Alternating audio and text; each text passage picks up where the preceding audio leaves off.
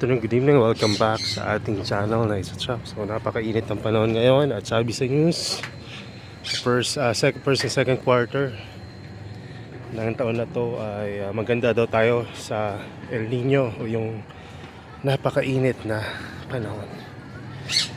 Totoo naman, napakainit ngayon. Pero ganun pa man, pwede maging blessing yan, yung init ng panahon na yan.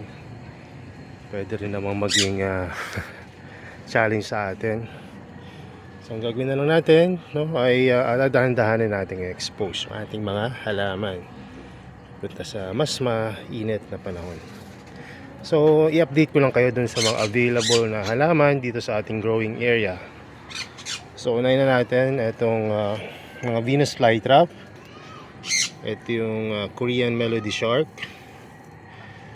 Kung mapapansin nyo, green na green at walang masyadong nangitim na mga traps compared sa ibang mga mas vigorous na mga plants dito or mas vigorous na mga Venus flytrap cultivar, no? Tingnan nyo. So ito naman yung ating typical. Ayan yung ating mga typical. Hinihintay ko pa rin yung media na paparating para tayo makapag alam niyo na, propagated, replant. Tapos ito yung Royal Red. Yan ang Royal Red, tumatayo kahit na hindi hindi naka grow light. Actually nag-isip na rin ako bumili ng full spectrum, kaya nag-ipon pa ako ng pang solar nito. Tapos ito naman yung, ito magkakasama pala to, typical dito yan. So ito naman yung red piranha. Ito mga red piranha dito, ito yung tagwa 1213 at yung tagwa 1, tama ba? Tagwa 15 ito. Pero iyan, message na lang ako kung magkano yung presyo. Nalilito na rin ako minsan eh. Tapos ito yung mga bloody nurse. Ang bloody nurse matibay rin to, kaya lang ang delicate lang yan pagka nahawakan mo yung traps ng ito pala yung bloody nurse nade-deform. Ito hindi to bloody nurse. Ito ay mirror. Papansin nyo merong mga parang maliliit na mutation sa gilid. Ito naman yung dragon's bread or dragon scale ang tawag nila. Ewan kung magkaiba yun, pero itong aking dragon's bread ayan, ang ganda. Tapos ito yung mirror, magkakasama yan. Hindi lang naiayos na magkakasama ng aking wife. Siya yung nag-arrange na ito eh. Tapos ito yung Chinese dumplings. Ito naman yung round teeth. Ayan. Ayan, ganda na ito. Green na green. Parang gusto ko nang ilabas talaga eh. Tapos ito naman yung all green. Ayan. Tapos ito yung cup trap.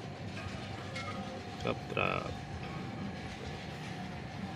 Mabilis lumaki yan, parang ewan ko kung ganyan talaga ganyan yung itsura niya nung dumating siya, pero sa tingin ko nito kalalabas lang sa bote nito mga ganitong itsura. Kapag acclimate na rin kasi tayo ng mga nasa bote at ganyan ang itsura niya. So anyway, ganun pa man may advantage and disadvantage yan, pero I think more on advantage kasi nga hindi naman sila nahirapan mag-acclimate yan. So ano pa, ito yung Retrodula gorganias natin na talagang natutuwa ako sa kanilang pag-a-adapt dito sa ating growing area. And expect ko na nahirapan sila dito, pero parang mas strip pa nila talaga yung ganitong setup. You know, kita nyo yan. Ayan. Ito yung parang sabi ko hindi ganun kaganda, pero ngayon tingnan nyo yung ibabaw, green na green. Tapos ito naman, hindi pa lang talaga inayos na maayos, pero yung itsura nya, ang ganda. Yan ang Retrodula gorganias. Ito naman tayo, punta naman tayo sa mga nepenthes natin. Okay. Bago pala tayo mag-nepenthes, dito muna tayo sa paborito kong i-flex. Itong Drosera Andromeda. Tignan nyo kung gaano kalupit yung June yan. Hmm? May lumalabas na rin dito. Ayun, papahuli na siya. Let me out. Kaya lang hindi kita pwedeng palabasin ng gusto kasi alam ko naman na hirap ka kapag pulsa na yung exposure niya ay walang cover. Ayan. Pero tingnan natin kung malay mo itong nakasiksik dito na dahon pag na-acclimate yan tayo gumawa ng propagation, no? So ito, ayun o. So kanina umaga nag-miss ako dyan, hindi ko lang naisip mag video. Tapos ito naman yung ating Norchana Clepiara. Ayan. Tapos dito naman yung Ampularia X Petricosa. So ito yung Nepenthes Diana. Tama ba? Tama.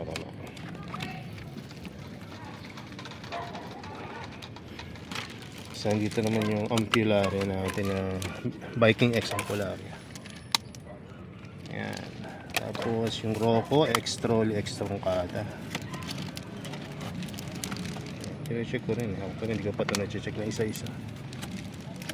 Tapos nandiyan yung Maxima, Miranda, Aristo Hybrid, Andromeda, Plava, Louis X Ventricosa, at kung ano-ano pa.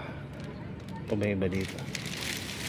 Natin ano ito? Ayun, Stenophilia. Meron din dito. Tsaka itong Suki ang tawag nila dito Replesiana exuberensis. Ang paganda rin na ito. May mga bisos pa. So yan yung mga plants natin. Ano yung lolo, okay naman sila. Picture. Ito yung mga nauna nating mga padating dito. So ganda talaga Buksan natin isa niya. Philip lang. Tapos try natin diba? Hirap tayo mag-alaga niyan dati. Kung may mga makakapanood pa nito ng mga dati tayong hirap na hirap mag-alaga ng Andromeda. Ganyan lang pala. So, bata rin talaga kapag sa experience hindi mo alam 5 taon mong inaalagaan on and off, tapos ngayon mo lang makikita yung pinaka-the best na setup sa kanila.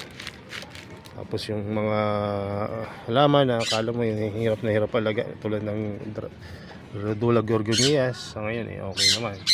So hintayin lang natin itong El Nino kung magiging yung outcome ng mga halaman natin. Excited ako sa mga ito, sa Rhodula.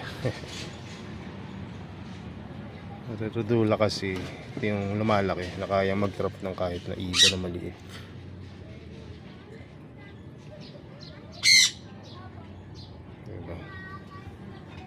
Ang pa lang, hindi pa ako nakakapag-bloom nito. O kung nag-bloom pa sila, hindi ko nakita.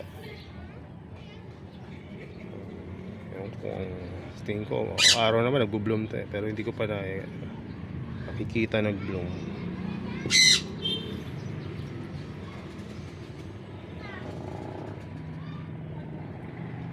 Diba? Sa labas lang.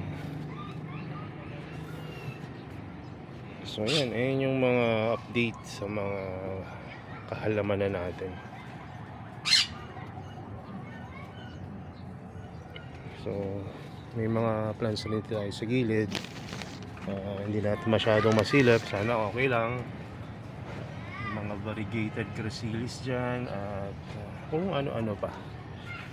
Bala ko rin mag-propagate rin sana na itong X Geriana. Kaya lang hintayin ko munang mag-produce ng pollen, tapos kukolektahin ko, tapos doon ako magde-decide kung i-propagate natin. Okay, ang laki niya. Ano kaya kalaki ito? Taba na yung hinlalaki ko, pero tingnan nyo.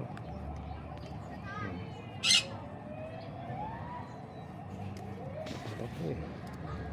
Imagine nyo yung paso kung gaano gaano 3 inches, tapos ganyan kalaki yung traps. Laki rin pala talaga ng body nurse.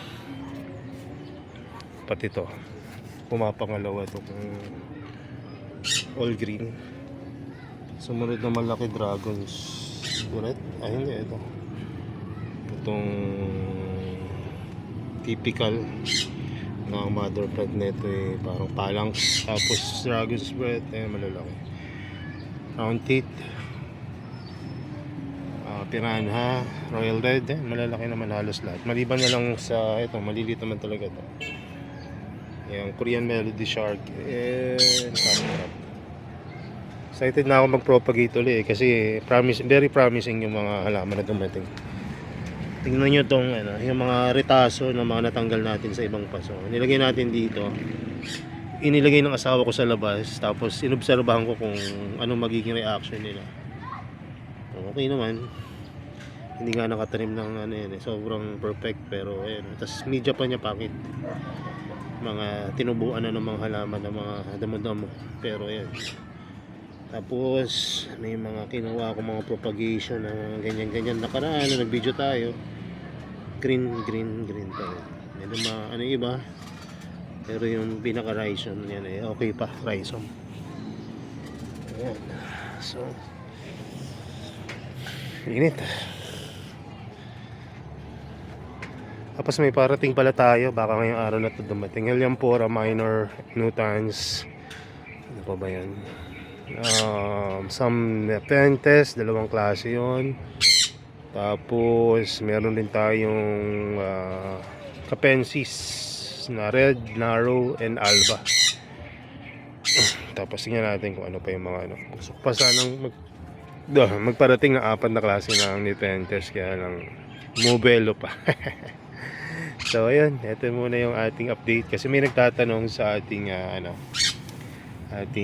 Facebook page kung ano daw yung mga available, kung meron ba daw tayong Venus flytrap. Actually ayun yung parang pinakamarami ko dito, Venus flytrap. At kung ano yung nakikita nyo, yun na yun. Kumbaga hindi ko yan babawasan, tanggalan ng mga plantlets, maliban na lang kung magre-request kayo na budget meal, yung mga 500 per plant. So tulad nung nakita nyo doon na hiniwalay ko, ayun yung mga naging kasama ng mga 500 per plant. Ang ginagawa ko pag 500 per plant, let's say for example tulad na ito, tinatanggal ko yung mga plantlets sa gilid. So naging itsura niya ganyan na isang halaman. So ayun, tulad naman ganyan. Ito, pwede nyo mabili ng isang buo yan, no? Pero kung paisa-isa lang, pwede tayong maghiwalay. Pero kung ako sa inyo, may budget naman kayo, maganda yun na marami. Kasi bakit? Pwede nyong pagkakitaan, propagate, tapos benta yung paisa-isa. Benta nyo ng 500, more or less, ganyan. Hindi kita kayo. Kaya ako, pagka dumating yung mga media ko, magpo-propagate na tayo. Tulad ng dati, yung per tree. Although magastos sa tubig yun, pero kasi hindi naman lahat kayang bumili ng mga per pot talaga. Budget meal, ayun ang marami talaga. Uso yun, ayun uso dati pa. Kaya magpo-propagate tayo ng isa-isa na mga per plant yung benta. So yun lang muna. Salamat sa inyong panonood. Stay hydrated sa mainit na panahon, kayo at ang inyong mga halaman. God bless and bye bye.